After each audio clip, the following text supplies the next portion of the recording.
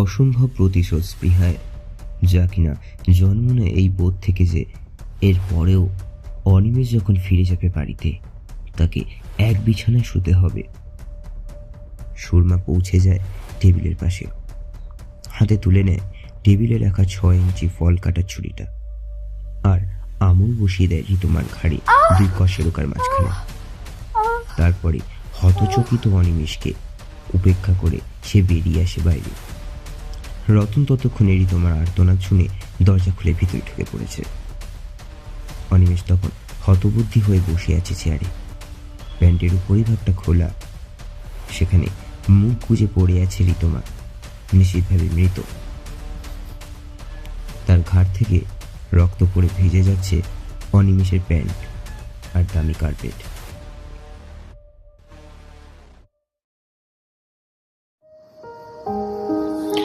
আজ অ্যাভোকাডো স্টুডিওতে আবারও একটি ছোট্ট ভূতের গল্পের ফ্লেভার।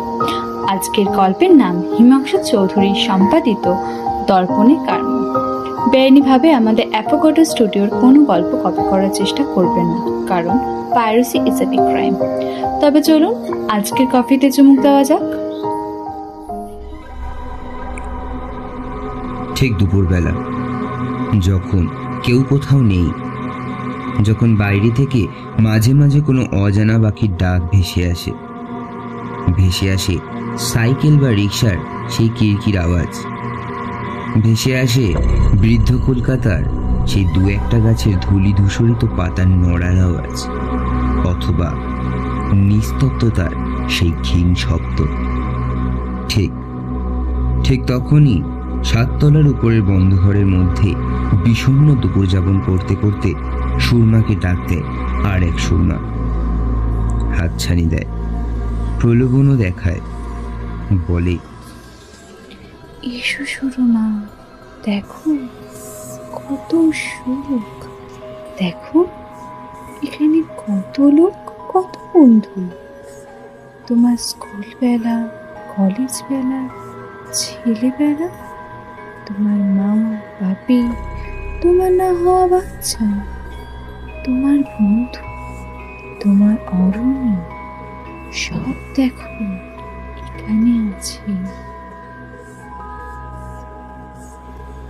মাথার মধ্যে বিন বিন করে একই কথা বলে চলে অন্য সুরমা।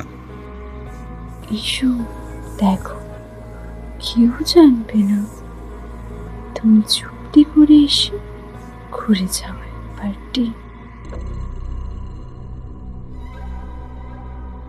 মাঝে মাঝে এই মাসের মধ্যে বিশেষ 2-4 দিন, যেই দিনগুলোয় সুরমা মাথার মধ্যে থেকে ওই ইশারাগুলো বের করে দিতে পারে না, এড়াতে পারে না আমন্ত্রণ, সেদিনগুলোয় ও দুপুরে খাট থেকে নেমে যায় আয়নার ধারে। দর্পণে প্রতিচ্ছবি পড়ে, সব বেবাক উল্টো। এই দিনগুলোয় এই মুকুরে ছায়া পড়ে উল্টো দিকে দেয়ালে টাঙানো ল্যান্ডস্কেপটার। অনিমেষ যেটা নিলামে নিয়ে এসেছিল এই প্রমাণ সাইজের আয়নার সাথে, পার্ক স্ট্রিটের নিলামঘর থেকে। ছবিটার পাশে সুরমার ঘরের দরজার প্রতিচ্ছবি, কিন্তু যেন ঠিক উল্টো নয়। সুরমার মনে হয় এখানেই তার থাকার কথা, এই আরশিনগরে। কিন্তু কি করে যাবে আরশিনগরে? ছটফট করে। ওদিকে দর্পণ থেকে অন্য সুরমা তাকে অবিরাম ডেকে যায়, এসো এসো সুরমা, দেখে যাও এখানে গ্লানি নেই, অনিমেষ নেই। মাঝরাতে নৈবেদ্যিকভাবে অনিমেষের সাথে সম্পূর্ণ ভালোবাসাহীন যান্ত্রিক ভালোবাসার অভিনয় নেই, এখানে অরণ্য আছে। এসো সুরমা, এসো। সুরমা রোজ রোজ এই ডাক শুনে নিশির ডাকের মতো যেতে চায়, কিন্তু ভেবে পায় না সে কিভাবে যাবে। আজও তখন থেকে অন্য সুরমা তাকে ফিসফিস করে ডেকেই যাচ্ছে। সুরমা সহ্য করতে পারে না, দর্পণের সামনে গিয়ে দাঁড়ায়। অন্য সুরমা প্রশ্ন করে, আসবে সুরমা, এখানে আসবে? অন্য সুরমা বলে, যাব, কিন্তু কি করে যাব? চেষ্টা করলে পারবে, খুব চেষ্টা করো।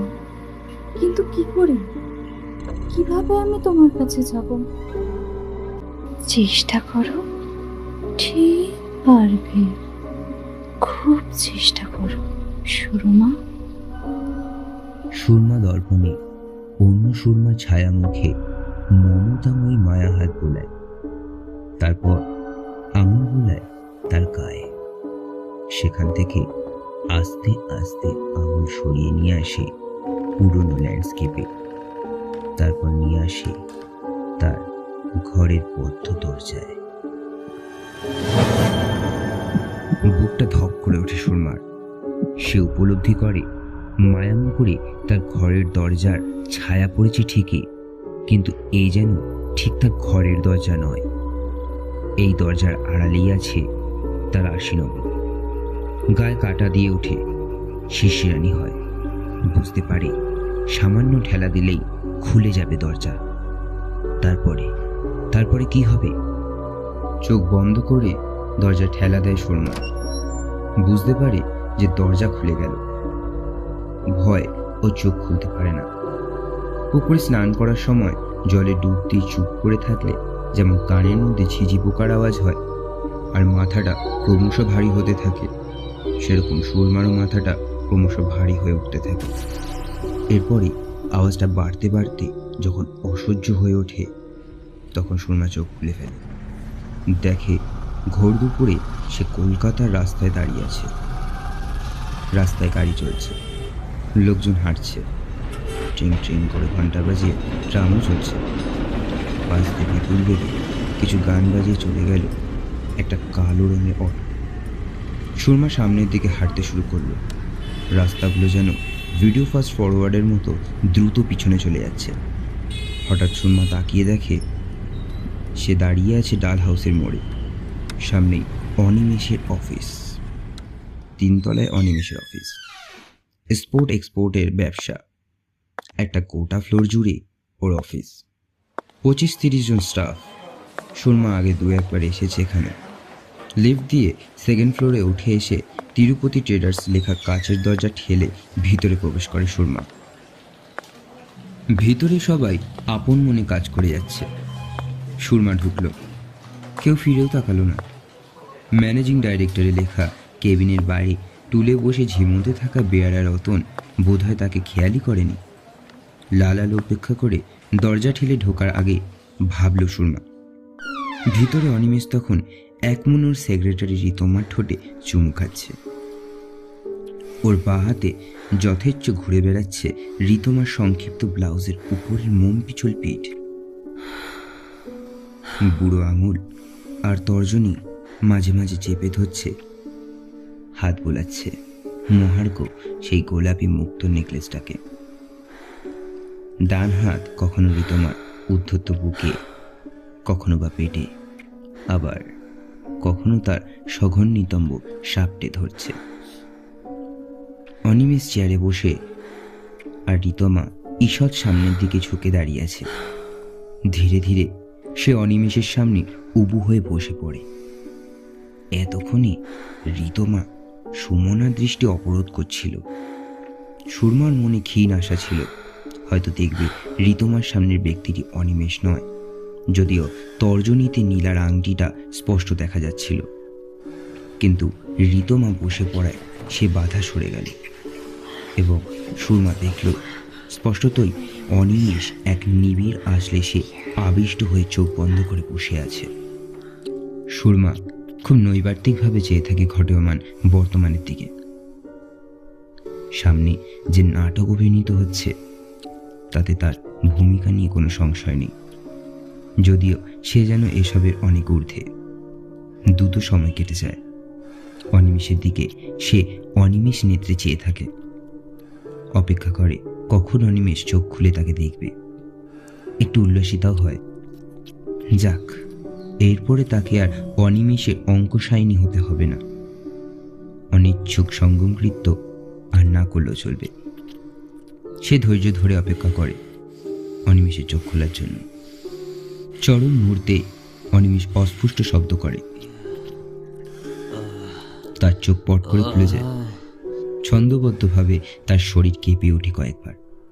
চোখের মনি দ্রুত সংকুচিত প্রসারিত হয়। সুরমা এমন স্পষ্টভাবে তা দেখতে পায় যেন পাশেই দাঁড়িয়ে রয়েছে। অনিমেষ একবার তৃপ্তিদায়ক শ্বাস ফেলে ফের চোখ বন্ধ করে ফেলে। ঋতমা তার ডান হাতে রুমাল দিয়ে মুখ মুছতে ব্যস্ত। আর ঠিক তখনই সুরমা বুঝতে পারে ওরা তাকে দেখতে পাচ্ছে না। অসম্ভব প্রতিশোধ স্পৃহায়, যা কিনা জন্ম নেয় এই বোধ থেকে যে এর পরেও অনিমেষ যখন ফিরে যাবে বাড়িতে তাকে এক বিছানায় শুতে হবে। সুরমা পৌঁছে যায় টেবিলের পাশে, হাতে তুলে নেয় টেবিলে রাখা 6 ইঞ্চি ফল কাটার ছুরিটা, আর আমুল বসিয়ে দেয় ঋতুমার ঘাড়ে 2 কষের মাঝখানে। তারপরে হতচকিত অনিমেষকে উপেক্ষা করে সে বেরিয়ে আসে বাইরে। রতন ততক্ষণে ঋতুমার আর্তনাদ শুনে দরজা খুলে ভিতরে ঢুকে পড়েছে। অনিমেষ তখন হতবুদ্ধি হয়ে বসে আছে চেয়ারে, প্যান্টের উপরিভাগটা খোলা। সেখানে মুখ গুজে পড়ে আছে ঋতুমা, নিশ্চিতভাবে মৃত। তার ঘাড় থেকে রক্ত পড়ে ভিজে যাচ্ছে অনিমেষের প্যান্ট আর দামি কার্পেট।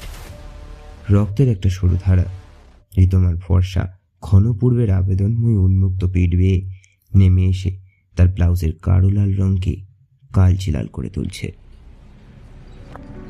টকটক করে সিঁড়ি বেয়ে নেমে আসে সুরমা কলকাতার অরণ্যে। পুরো ব্যাপারটাই একটা দুঃস্বপ্ন বলে মনে হয়। কোথায় যাবে, কার কাছে যাবে ভেবে বাপের বাড়ির রাস্তা ধরে নিমেষে পৌঁছে যায় যাদবপুর। এইচবি বাস স্ট্যান্ড থেকে ডাইনিং ঘরে মিনিট 5 হেঁটেই সে অনায়াসে এসে যায় বাড়ির সামনে।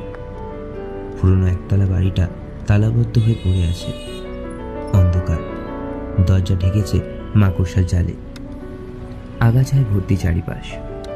মা বাবা মারা গেছে প্রায় 3 বছর হয়ে গেল। এখানে আর তাদের কি করে পাওয়া যাবে? একটা দীর্ঘ নিঃশ্বাস ফেলে সুরমা রওনা দেয় অরণির বাড়ির দিকে। সেই অরণি যে তাকে ছাড়া বাঁচবে না বলেছিল। চাকরি না থাকায় বাবা যার সাথে বিয়ে দেয়নি। দিব্যি তো বেঁচে আছে অরণি। বাড়ির নেম প্লেটে জল করছে অরণি সেন আর শ্রেয়া সেনের নাম। মরেছে শুধু সুরমা। এখন দুপুরবেলা বাড়িতে অরণি থাকবে না, তবে ওর বউ তো আছে। যে সংসার সুখ সুরমার পাওয়ার কথা তা ভোগ করেছে কোথা থেকে উড়ে এসে জুড়ে বসা এই মেয়ে। একদিন বহুদিন আগে, বোধহয় গত জন্মে, কলেজ থেকে সুরমা চলে এসেছিল অরণির সাথে। ওর বাড়িতে সেদিন কেউ ছিল না। ওই ঘরে, ওই বিছানায় কি এখন শ্রেয়া আর অরণি? আর ভাবতে ইচ্ছা করছে না সুরমা। ঋতুমার পরে কি তাহলে শ্রেয়া? হি করে হেসে ফেলল সুরমা। গেট খুলে ভিতরে ঢোকার জন্য পা বাড়িয়েছে সবে।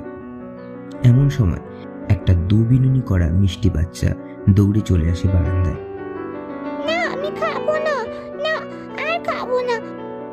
পিছনে জলের বোতল হাতে এক দীর্ঘাঙ্গী নারী, স্পষ্টতই অরণির মেয়ে আর বউ শ্রেয়া। অনিমেষের উপর ঘেন্নায় অ্যাবর্শন না করলে আজ সুরমার এরকম একটা বাচ্চা থাকতে হতো। বাচ্চাটার অপাবৃদ্ধ মুখের দিকে তাকিয়ে বিষণ্ণতায় একটু একটু করে কাটতে থাকে। সে ফিরে চলে যায় নিজের বা অনিমেষের বাড়ির দিকে।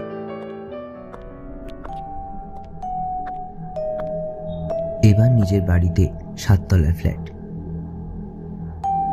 এতক্ষণে হয়ে যাওয়া অভ্যাস মতো দরজা ঠেলে ঢুকতে গিয়ে সুরমা দেখে দরজা বন্ধ। বেল বাজায়, কিন্তু দরজার ওধারে কোনো শব্দ শোনা যায় না। কি করবে বুঝতে না পেরে চুপ করে সে দাঁড়িয়ে থাকে।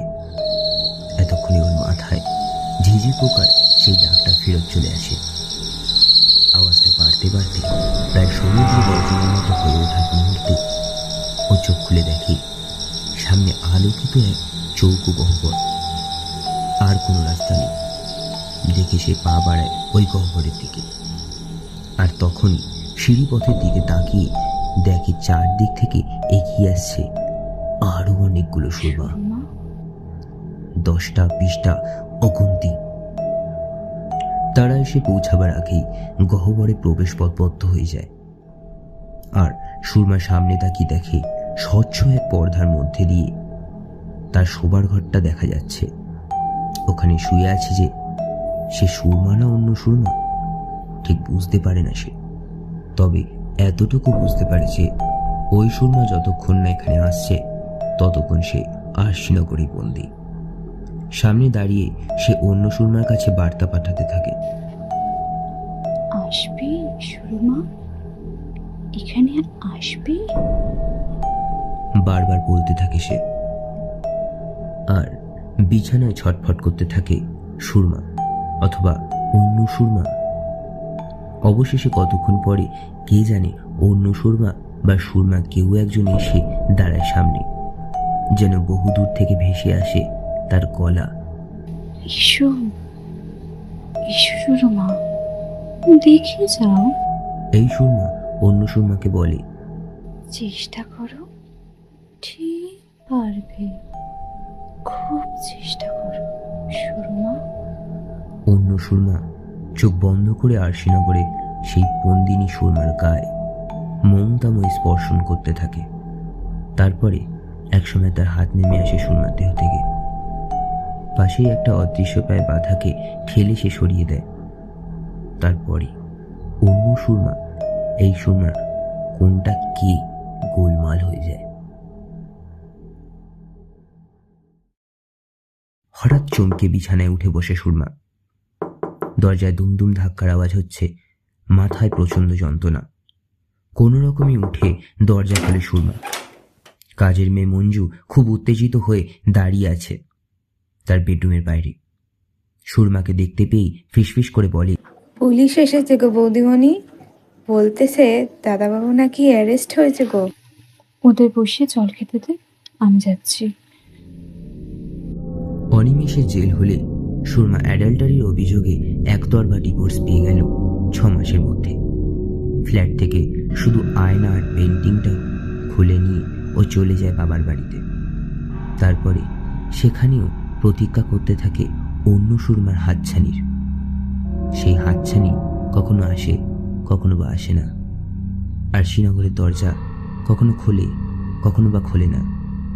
যে সুরমা আর শ্রীনগরে ঢোকে সেই আবার ফেরত আসে কিনা সেটাও বলা খুব মুশকিল। যাই হোক, সুরমারা এখন বেশ ভালোই